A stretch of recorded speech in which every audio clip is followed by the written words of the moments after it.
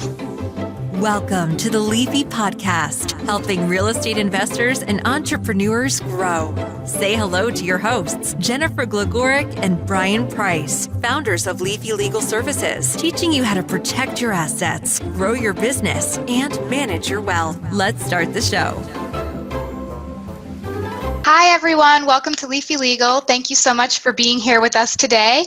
Today, we have our beautiful and lovely host, Jennifer, as our sole host today. Brian couldn't be with us, but as you know, Jennifer is a wonderful conversationalist, so we will have no problem. So she is the COO of Leafy Legal Services, and it's always wonderful to have her on the line. She has an amazing guest today that she's going to be speaking with, so I'm going to go ahead and hand it over to her to get started. Hey guys, hey Leafy Legalers. Welcome to the Leafy podcast today. I have a really great guest that I am so excited to get him to talk about something that we get asked all the time. This is a huge topic on Bigger Pockets, connected investors, LinkedIn. If you're a real estate investor, and even some of you entrepreneurs, you probably heard about us. But first, let me give you a little teaser about this cool guest we have. Our guest decided that what he wanted to do is right after his first son was born, of course, he fell in love and he thought, I'm going to chuck this job. I just want to spend time with this kid, and I'm going to get a sailboat and I'm going to spend all this time with my family, and I'm going to get passive real estate investing income. All of us have probably been there and thought that same thing. So he starts the process, and then bing, boom, boom, 40%. 40% in 2 deals went straight to the government. And instead of getting all this time with his family and being able to spend time with his son, because he had this plan by the time his son was 10, he was going to do all this stuff. He was just working all the time. He was still on a hamster wheel. So by learning the strategies of the 1031 exchange, and he discovered and mastered that along with the 121 homestead process. Now, they're 2 separate processes, and we're mostly going to talk about the 1031 exchange today, since that is such a big topic. He eventually became a qualified intermediary himself. Yeah, I know y'all are like, oh God, great, we're going to talk about this. And he has helped thousands of investors. So let's hear it for Dave Foster. Welcome, Dave. Hey, thanks, Jennifer. It's good to be here with you. Yeah, I know. Who wants to talk to an accountant on a Friday? Right? Right. I get it. But I heard the real reason why Brian's not here is because I talk so much that you knew there wasn't room for 3. Yeah, so, that's it. I don't know if I'll take that as a compliment or not. No, it is. With it. We do want to talk to you. We get that. We get questions about this all the time, but I know I skipped over like a whole bunch. So tell us how you, so we know that, you came to that aha moment of what you wanted to do after your son was born, but Right. Then what type of investing did you do? And tell us a little bit about that tax situation that maybe some investors are dealing with right now. Yeah, well, you know what? What's kind of interesting is that just as you were saying that, it really triggered and brought home in my thinking that what I was doing way back in the 90s was exactly the same process and transformation that real estate investors are still doing today. We wanted to get, as you said, off the hamster wheel, which, by the way, that's easy enough to do, but you're always going to bang your chin doing it. So there's always going to be those hiccups, right? But the quickest way and the easiest way that people start to use early in a market, when there's what we call the low-hanging fruit, the foreclosures, the short sales, every opportunity there is to pick up things and make money quickly, we do it fixing and flipping. That's the start of a market boom. And you were there in a huge time. I mean, let's face it, 90s to before 2008, that was a good time to be doing this. Do you remember newspapers? Yes. So back in those days, the newspaper, the HUD foreclosure section in Denver was bigger than the rest of the Rocky Mountain News. Wow. It was insanely bad. Yeah, so for all of you Denver folks that are listening to this out there, back in the early 1990s, I could buy those $400,000 3-bedroom, 2-bath houses you're getting now for $25,000. Oh, $500. You know that's gotta hurt. That hurts when you hear. I know. I had to do that. Unfortunately, I didn't buy enough of them. That's the way it goes. But what happened was I saw that in my mind the opportunity to get off the hamster wheel the quickest and to start maximizing time with my family, control my own schedule, was to fix up properties and sell them. And it was fun for me anyways. I was into the creative side of things. So that's what I did. And, like you said, I was patting myself on the back until my accountant pulled me aside that year and said, well, guess what? You kind of havoc you wreaked here. And I did. I literally lost almost 50% of my profit. And you have a degree in this. So your undergraduate is in accounting, and then your master's is in management.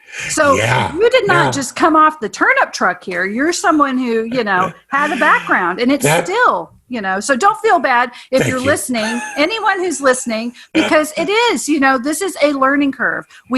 Every single guest we've ever had, and you're no exception, has always hit this wall and went, whoa. But this is how we learn. Exactly right. I'm sorry it has to be painful, but pain is just pain. Back then, too, there was a huge change in the legal environment that most people don't know about. There was a massive court case that had been going on for almost 20 years. Now, let's back up and reiterate that Section 1031 exchanges have been around since 1920. They were an original part of the code, but they were only able to be accomplished by either highly legaled up folks or large businesses that could afford, because it was a very complicated process that was very expensive. So you and me and the guy that owns the duplex down the street, we're doing them. So right at the same time that my accountant hit me on this side of the head for losing all that gain, there was a large court case called Starker versus the Commissioner that had just gotten settled, and the new regulations were out. And these new regulations made it easy for regular investors to do 1031 exchanges and defer the tax. So the second slap up the other side of my face was when some friends of mine said, hey, Dave, did you know this court case just got settled? And we're going to start a business doing 1031s. I just wrote that down so I could go look it up. Holy crud. It's like, so right at my worst moment, they came up and rubbed salt in the wound. But I, of course, said, yeah, absolutely, let's go. And so that was the start of the rest of my career. So I want to talk about that really quickly. I want everyone to make a note of that mindset. So in many people's cases, right? And this is what we try to teach. And when we talk about mindset, it's the idea of knowing that things will work out for you. They're going to work out. You just need to keep on moving forward, doing the right things, meeting the right people, and you'll be getting the right result. Maybe not all at first, and maybe you'll go off the path, but you'll realign. Right? So this was a pivotal moment. At this moment, you could have said, you know what, guys, I'm out of this. I've lost money. I don't see this going forward. Or you could have licked your wounds. But instead, you trusted your gut in that instance. You took that leap, and now, boom, look at where you're at. To me, those are the amazing moments and the amazing opportunities, and they come from within, God, clarity, source, whatever you want to call it. And I think that's amazing. I think part of it is just, if you really want to get to a goal, you've got to keep knocking on a bunch of doors to find the right one that's going to get you there. What was it? Thomas Edison, I think, was asked about, how many times he failed before he actually found the right filament for the light bulb. Right. He said, I never failed. I just kept finding different ways that didn't work. Until he found the one that did work. So for me, that moment of clarity right then was, get out of fix and flip, turn this into something different where you can start to use compound interest of deferred taxes. Because with the finance background, of course, you learn very quickly that the real path to riches is in letting your money sit there and accumulate and multiply. And that's what compound interest is. In the 1031 world, compound interest is letting the taxes you would have paid to the government stay with you so they continue to build profits for you and never have to go to the government. And then you get profit on that profit, and it's a lifelong game. And so that was the path that we started on. That is amazing. And it is also very complicated. So let's talk a little bit more about it. So give us the, kindergarten version of that, because that seems pretty complicated. So a 1031 exchange, in essence, if you break it down, is a like exchange. But you are going to say it much better than me. So yeah, well, and actually, let me take it back to how complicated it was. So it used to be pretty much, I've got a purple duplex and I need to sell that. I would have to find a purple duplex to swap. Now, that was going to be a problem because there's not that many purple duplexes out there. But let's say, though, that I had a purple duplex and you wanted it, but you had a commercial building that I didn't want. But you found someone else that had a tract of land that wanted your commercial building. And so you would trade simultaneously. You would swap your commercial building for their land, and I would want their land. So then you would swap the land with me. It all became this 3-headed beast. But in many cases, it became a 5, 6, 7, 10, 15-headed beast. Gosh. Now, can you imagine how crazy that was? That's crazy. That's just knowing what our paralegals do on our side, on the things that we do. That is a mountain of deed research and paperwork and counties and ancillary documents. And valuations and where the profit really was and all that. So what the regulations changed in the 90s was they created what was called a forward deferred exchange. Not just meaning tax deferred, but meaning that all you as the investor do is sell a piece of investment property, use a qualified intermediary and a bit of a process, and go and purchase new investment property. And you will defer all tax on profit and depreciation recapture. So like kind, which you referred to, simply refers to the fact that the property is held for investment. So now that purple duplex is the same thing as your commercial property. It's the same thing as raw land. It can all be sold and purchased. So I could have sold my purple duplex to anybody and then gone and bought the piece of land. That's how easy it became. And that's why now really any real estate investor could do it very simply. They don't change their behavior whatsoever. They just add a third party who's the QI who's going to document the exchange and handle the transfer of the funds. Okay, let's restate that, and we'll put this in our notes. For a real estate investor, you do not have to change your behavior. It's just a different process. You get a qualified intermediary, and it's just a difference in what's happening with the money. Since the money isn't going to the government, you're able to use that money to reinvest in another property. That's exactly right. Every real estate investor still uses their regular attorneys, real estate agents, title companies, brokers, inspectors, appraisers, whatever. There's just this added process that the 1031 intermediary handles. Yes, and I can tell you from an asset protection and estate planning standpoint, because that's what we do. It's still the same thing. You would still transfer a property from your trust out to be able to make the exchange. We cannot help you though. We get that question a lot. Can we do it? No. You have to have someone who's a neutral party who is not a part of the exchange. So we can't be the people that are doing your estate planning and your asset protection and do that. You do need someone completely separated from that process. And it's important for you, and it's there to protect you as well. Yeah, well, and that actually leads to another great confluence here we're talking about it, and that is that the 1031 isn't just for individuals.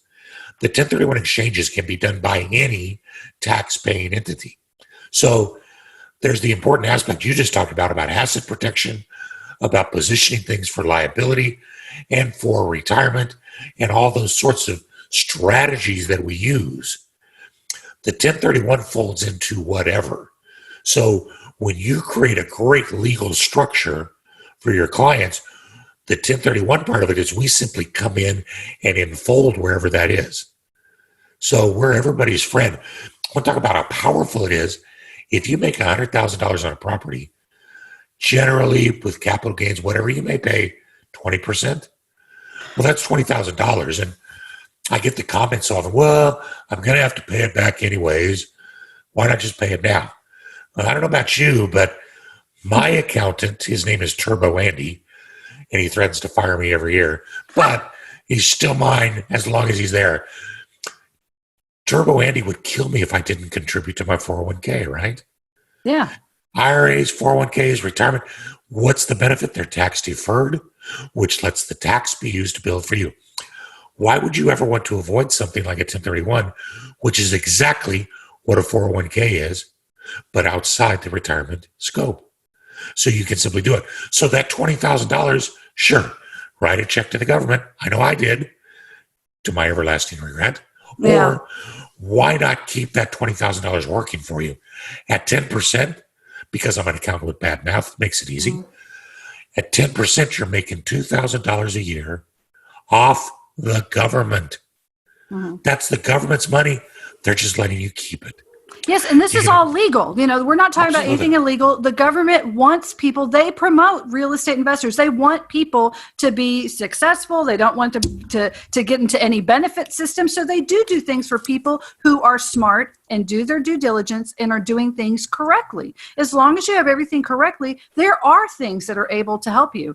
And we are huge proponents here of making your money work for you. There's self-directed IRAs that we help people set up. There are solo 401ks we help people set up. Why wouldn't you want checkbook control over your own money?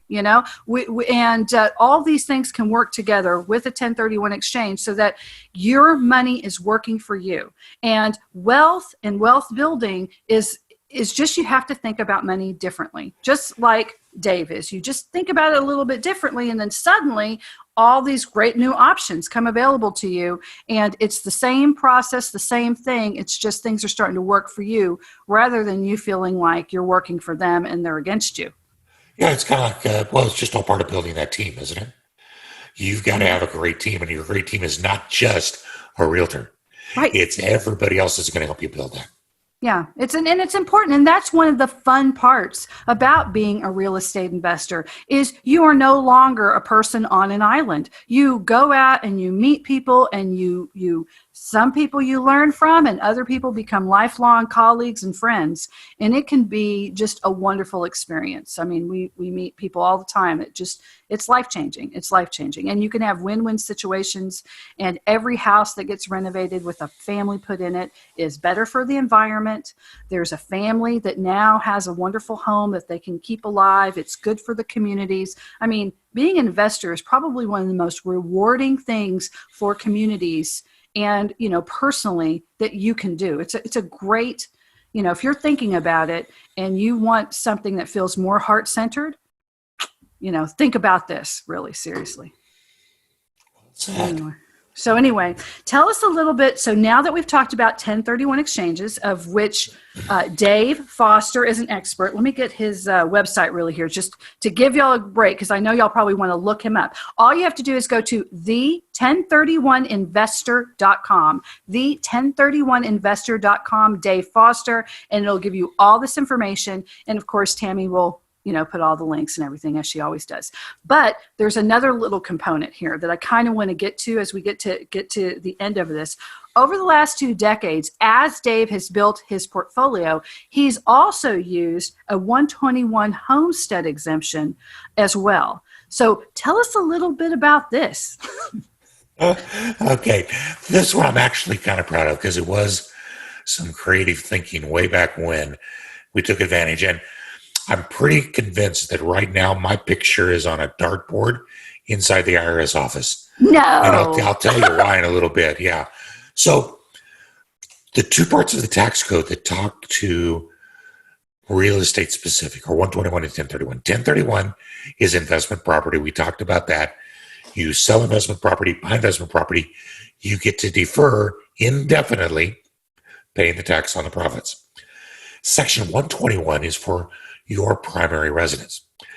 And again, prior to 1987, this is why there's still so many people that don't know about this. Prior to 1987, one time in your life, if you were over the age of 55, I think it was, you could sell your primary residence and take $250,000 in profit tax-free. Okay, that's kind of cool. That's neat. But what everybody didn't notice in the middle of the big tax reform act in 87 that killed the luxury goods and put us into recession, there was a change in Section 121. And it became that as long as you lived in a property that you owned for 2 out of the 5 years prior to sale, you could take as a single taxpayer the first $250,000 of gain tax-free, or if you were married, you could take the first $500,000 of gain tax-free. So you didn't have to be 55. The amount that you got tax-free was upped. You had to have lived in it for 2 years. But here's the real kicker. You could do that process now once every 2 years. So it was no longer once in a lifetime. Now, think about that just from a normal life perspective. The National Association of Realtors tells us we live in houses an average of 5 years, and then we move. That means that over the course of 40 years, you're going to have an opportunity probably 8 times to take $500,000 tax-free simply by moving. So once you get enough equity up in your house, okay, so this is blowing my mind right now because I've been in my house 10 years and I am very lucky. So though I have my homesteaded house, I got it as a single parent in 2010 during everything crash, which was a miracle. And I was able to get bond money because I could destroyed, part of Galveston, right? So that was a 5-year plan. Once I was here for 5 years, that part of the bond went away. They give you some. So now I already had built up equity then, but now we have just grown. We have a pleasure pier, blah, blah, blah. Now there's a lot of equity in my little old house. For someone like me, I'm very interested in this. Yes. Well, I'm so glad I'm talking to you, mister. Yeah, I mean, that is one of the most crazy, amazing gifts that the government will give you. And but everybody hates to move, but if they move anyways. They're going to move anyways, yeah. They move anyways, yeah. So all we did, because I have a very gracious and understanding wife, who I buy lots of presents for frequently. Hear that, men? Lots of presents for frequently. I'm telling you. Well, I'll tell you how I got her on the boat. You'll have to ask me that in a little bit. But so the deal was we said we can simply accelerate this, first of all, so we can take as much equity out. Because remember, we're on a 10-year goal to get on a boat. So how can we generate the greatest amount of cash that we can use? I can't 1031 into a boat because that's not real estate. Right. So we said, well, we're going to have to move to water anyways. So we're going to have to leave Denver. And so let's start building up equity as quickly as we can in our primary residences. That becomes tax-free. And we can use that to buy the boat eventually. At the same time, though, as I'm developing my 1031 business, I realize that what qualifies a property for 1031 exchange is if it's used for investment. But I can convert an investment property anytime I want into my primary residence by moving into it. And when I move into it, it's now no longer investment. It's my primary residence. What do I have to do for it to qualify tax-free? Live in it for 2 years. So we started taking our investment properties, converting them into primary residences, living in them till the money was tax-free. And then meanwhile, in my investing side, you're jumping closer and closer to water or where you want to be. Yeah, that's so exactly right. You're getting the investment property first. So first you live in your primary house, you get the investment property near the water or where you need to do. That goes on for 2 years. Hop into that. Now that's your primary residence, and then you skip over and you get the next investment property. And then you just continue that process until you build up what you need. That was how we leapfrogged from Colorado to Stamford, Connecticut, where after a very short period of time, we realized that we had forgotten to pray for warm water. So we then transitioned, just like you said, leapfrogged with investment properties into Florida, and then backfilled, moved into those properties in Florida. We created a series of vacation rentals, and then we turned the vacation rentals one at a time into our primary residences. So they were nice places. Yeah. And we kept moving into them. And then at the end of that, because that money was now tax-free, we simply used tax-free cash to go buy the boat and move on it. And then we kept some of our vacation rentals. And so we lived on the boat and financed our lifestyle with the vacation rentals. And your boat, the Odyssey, that was the boat that you got, right? That was our Odyssey, girl, yeah. Yeah. So, but you're not on the boat anymore. So when did you get, how many years did it take you to get onto the boat? We had set it, it was Christmas of 96, and we set a goal of 10 years. Mm-hmm. And of course, that was, at that time, we were considering Stanford. So backed it up 2 years. We were literally full-time, totally on the boat in 2004. Wow. And how was that? Now, how old was your child then? Well, at that time, Gunnar was 8, Max was 6. On a boat? Trey, the third one, was born. We actually had to get Vicky off the boat to go to the hospital to have him.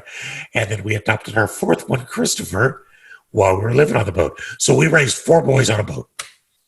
Wow. Okay, that would be so much fun to grow up. Oh, you want to talk about yard apes? They're just like little monkeys all over the mast and stuff. It was Family Robinson. It was awesome. That is awesome. This is the most awesome story. I would just love that. I would be terrified though. See, I think you'd have to have like a guy like you, because I'd be like, the baby's going to slip off the boat. Why? Babies are slippery. 2-year-olds are slippery. They're going to just slip right out of my hands. But they didn't, right? Well, or they didn't sustain lasting harm. Well, that's just awesome. My wife did become a nurse just to take care of the boys on the boat. That was her goal. It's like, somebody's got to know something about medicine if we're going to do this. That's hilarious. Well, that's so interesting. And so then y'all moved off the boat, but you still have a boat, right? We are boatless right now, but guess what we're doing? Oh, okay. We're starting to aim back for it. Yep. You know, the funny thing is, as the boys turned from, this tall to that tall, the boat quit fitting, and it's not conducive with a college lifestyle. Yeah, no. So, so we had to move on to land for a while and get them all launched and stuff. But believe me, a boat's coming back. So, hey, here's the rest of that story. You want to know why my picture's on a poster in the IRS office? It's because in 2008, the law changed again. And this is why, again, you need people who are up to date, whether it's doing asset protection structures, 1031s, accounting, whatever. You got to be so up to date on these things, because in 2008, a whole new series of acts came in that changed this, because they all got together over coffee and said, that's it, we're never letting the Fosters do this again. So they changed it. And now the way that it is now, though, they didn't completely take it away. So now the rule is that if you convert a piece of investment property into your primary residence, and it's been the product of a 1031 exchange, you specifically have to have owned the property for 5 years, lived in the property for 2 out of 5 years, and then you only get to prorate the amount of gain tax-free between the periods of when you lived in it and when it was investment. So you see what they're doing. They're trying to get the investment dollars out, tax-wise. Right. Yeah. Doesn't sound to me like that's going to stop me, because let's look at an example. Mm-hmm. So if I bought a property and I used it for investment for a year, and then I moved into it, and then I lived in it for 4 years, did I own it for 5? Yes. Did I live in it for 2 out of the 5 before I sold it? Yes.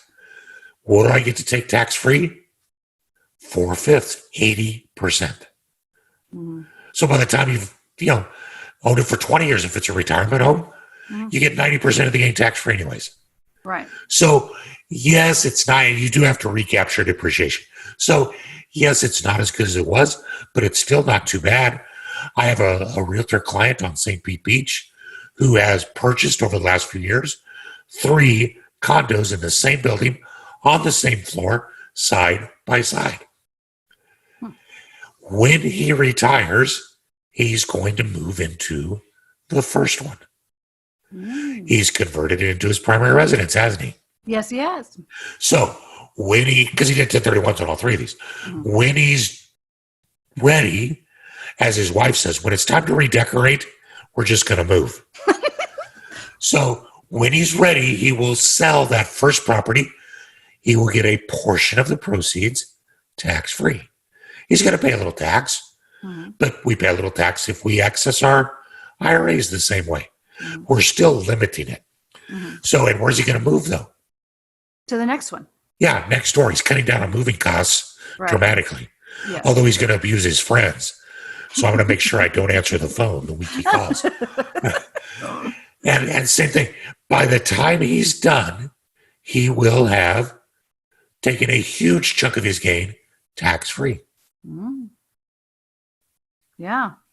So what a great opportunity. Again, you may not be able to eliminate, but you can mitigate for sure.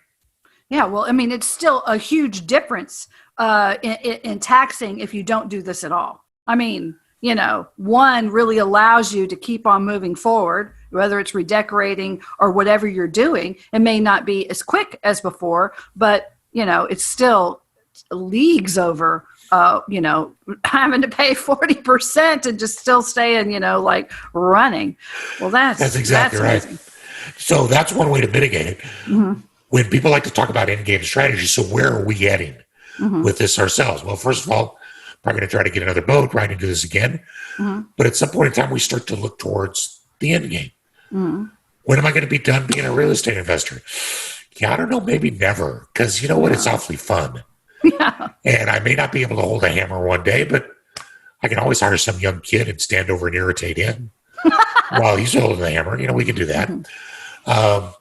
So the 1031, remember I specifically said, I don't know if you caught it, that when you do the 1031 exchange, you are indefinitely deferring the tax. Right. So as long as you never sell, you never have to pay the tax. As long as any time you sell the property and do another 1031 exchange, you'll never have to pay the tax. As long as you die holding the property, you're not going to have to pay the tax. And your heirs get it at what is called a step up in basis. So they get the property as if they paid market value for it on the day that you die.